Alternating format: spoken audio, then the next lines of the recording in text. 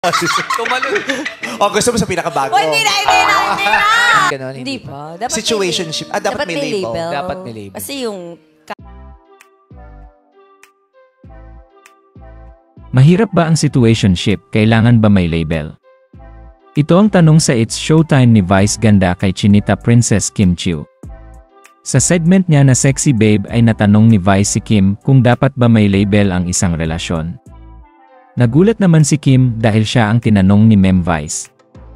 Bakit ako malay ko, dapat may label kasi yung canned goods nga may label eh. Tuwang-tuwa naman ang Kim Pao fans sa naging sagot ni Kim Chiu. Anila ay tila may label na talaga ang relasyon nila ni Paolo Avellino.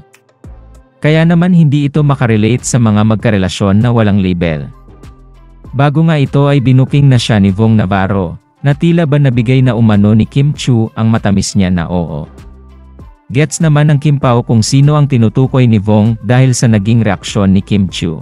Sa katunayan ay nabanggit din ngayong araw ni Mem Vice na mayroon ng bago si Kim Chiu. Ito ay matapos biruin ni Mem Vice si Kim kay Gerald Anderson. Ayon kay Meme ay namumula si Kim tuwing inaasar siya kay Paolo, ngunit pagdating sa mga dati niyang ex ay baliwala sa aktres. Gayunpaman nirerespeto ng Kim Pao fans ang hiling ng dalawa na privacy, kaya naman hindi nila pinangungunahan ang relasyon nina Kim at Paolo.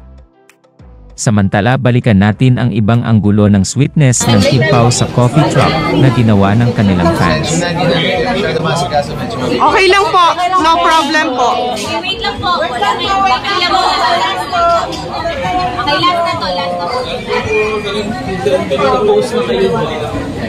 Wait lang po, papicturean muna natin.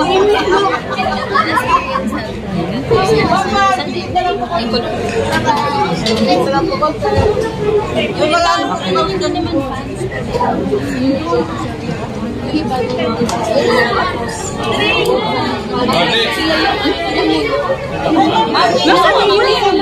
Yung cellphone. Hindi po lang.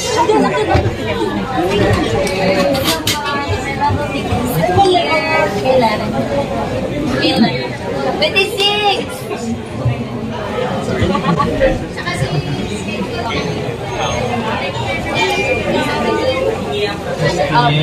Last na photo na lang sa kanila. Thank you ha. Okay lang. Okay po. 1, 2, 3, 1, 2. Thank you po.